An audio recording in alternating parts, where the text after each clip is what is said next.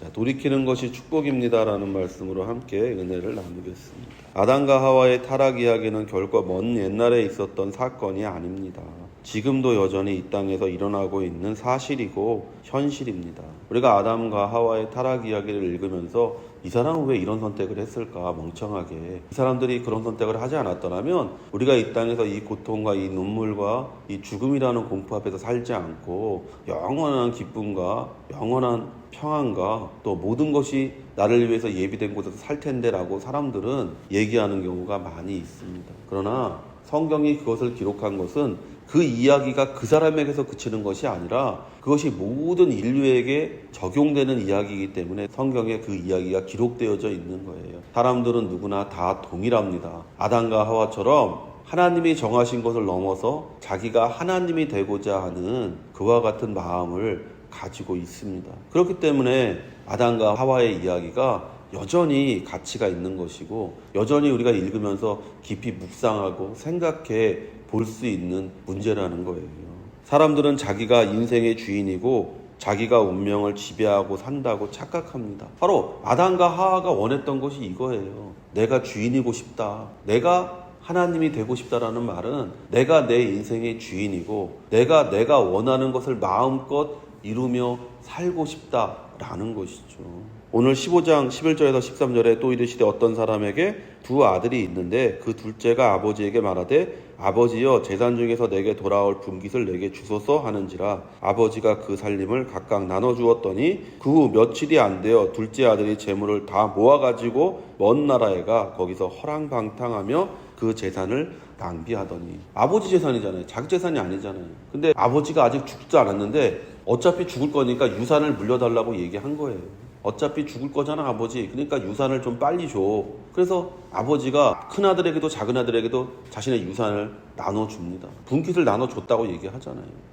그러니까 그 아들이 그것을 가지고 멀리 떠나는 거예요. 아버지 눈에 보이지 않는 곳으로. 아담과 하와가 에덴에 살았습니다. 그 에덴의 모든 것은 하나님이 만드셨습니다. 아담과 하와는 그곳에 무엇 하나 더한 것이 없어요. 창세기 2장 8절에 야훼 하나님이 동방에 에덴의 동산을 창설하시고 그 지으신 사람을 거기 두시니라. 우리가 가지고 있는 모든 것들의 시작은 내 자신이 아니었습니다. 재능은 하나님으로부터, 기질과 성격은 부모의 유전으로부터, 그리고 부모의 희생을 통해 내가 교육받아 현재의 직업이나 혹은 물질을 이룰 수 있었던 거예요. 생각해 보세요. 여러분의 힘으로 얻은 게 뭐가 있나? 여러분의 현 위치에 이렇게 한 거 내 힘과 내 능력으로 한 거 아닙니다. 여러분은 내 힘과 내 능력으로 했다고 생각하겠죠. 남들과 비교하면서 자기 부모가 해주지 못한 것만 생각하지, 자기 부모가 자기를 위해서 희생하고 자기를 위해서 부모가 하고 싶었던 것들을 하지 못했던 것들은 전혀 생각하지 않아요. 그러면서 뭐만 생각하냐? 우리 부모는 나에게 뭘 해주지 않았어. 오늘 둘째 아들이 그와 같잖아요. 자기가 평안한 가정에서 모든 것을 누리고 살았는데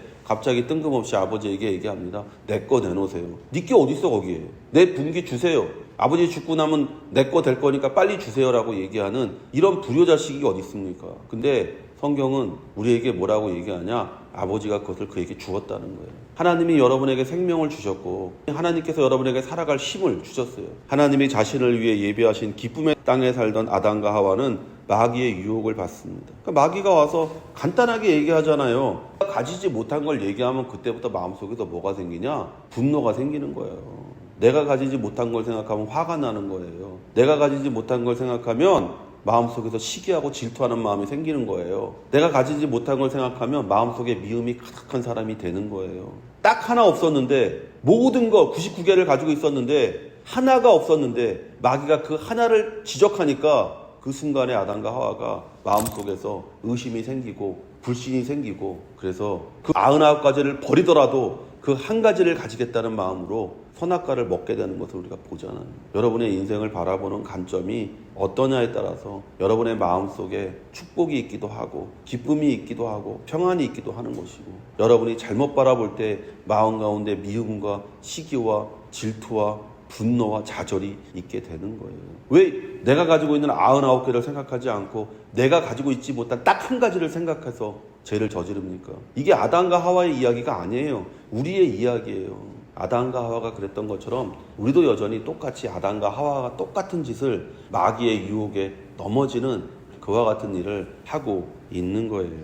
오늘 성경에 둘째 아들이 아버지에게 자신의 몫을 요구하듯 아담과 하와는 자신의 본분을 망각했습니다. 아니, 둘째 아들이 아버지한테 재산 달라는 말이 됩니까 이게? 아버지가 아직 죽지도 않았는데 유산 달라는 거잖아요. 아버지 빨리 죽으라고 저주하는 거랑 똑같은 얘기예요, 이 얘기는. 근데도 아버지는 그 아들에게 그 분깃을 줬다고 성경은 기록하고 있어요. 여러분의 생명, 여러분이 지금 누리고 있는 모든 것들, 여러분의 손으로 이룬 것 같지만, 그러나 하나님이 허락하지 않으면 여러분의 인생에 그런 것들은 주어질 수 없었던 것들입니다.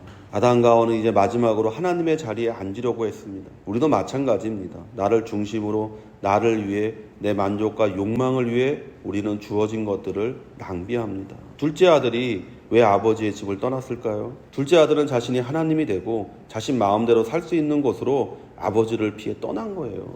그러나 성경은 그가 허랑방탕했다고 기록하고 있습니다. 만약 둘째 아들이 아버지를 떠나 부유한 사람이 되었다면 어떨까요? 우리는 그런 사람들을 많이 보지 않습니까? 집에 있는 소를 팔아 도망쳐서 사업에 성공한 사람이라거나, 혹은 집에서 부모 몰래 쌀을 팔아 도시에 와서 성공한 사람들의 이야기를 많이 읽지 않습니까? 성경은 우리에게 둘째 아들이 아버지를 떠날 때 이미 그는 탕자가 되었다고 말합니다. 우리는요, 자꾸 결과를 바래요. 야, 뭘 했든 간에 성공했으면 됐어. 그러나 성경은 그렇지 않습니다. 성경은 여러분의 동기를 봅니다. 사람은 결과를 봐요. 내가 도적질을 했던 뭘 했던 그 사람이 성공하면 잘한 거예요. 그리고 그게 이야기거리가 되고 그게 위대한 위인의 이야기로 그냥 하는 거예요. 그러나 하나님은 그렇게 하지 않아요. 탕자가 나가서 그 부모에게서 받은 돈을 가지고 황제가 됐던, 온 땅을 샀던, 성경은 그것에 대해서 말하지 않습니다. 중요한 것은 아버지를 떠날 때 이미 그 사람은 탕자였다라는 거예요. 여러분이 세상에서 성공하고 승진하고 여러분이 세상에서 누릴 수 있는 것을, 모든 것을 누려도 성경은 여러분을, 하나님을 떠난 여러분을 단 한마디로 요약해서 탕자라고 말합니다. 인생을 허랑방탕하게 썼다라고 얘기합니다. 그가 성공하든 출세하든 그런 것들은 세상 사람들의 기준일 뿐 성경의 기준이 아닙니다. 아담과 하와가 동산중앙에 있는 선악을 아는 지식의 나무 열매를 먹었을 때 그들의 마음에는 이미 죄가 중심인 삶이 되었어요.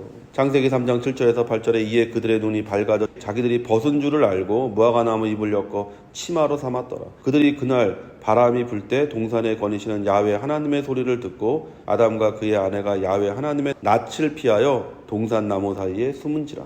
눈이 밝아져 아내를 보는 눈이 사랑이 아니라 비난의 눈이 되었습니다. 너 때문에 내 인생이 이렇게 됐다라고 얘기하는 것이죠. 눈이 밝아져 남편을 보는 눈이 소망의 눈이 아니라 미움의 눈이 되었어요. 하나님을 떠난 인생을 우리는 한마디로 허랑방탕한 인생이라고 말합니다. 그 사람이 얼마나 승진했든, 그 사람이 얼마나 부유하든, 그 사람이 어떤 명예를 가졌던, 성경은 그런 사람을 한마디로 허랑방탕한 인생을 산 사람이라고 말합니다.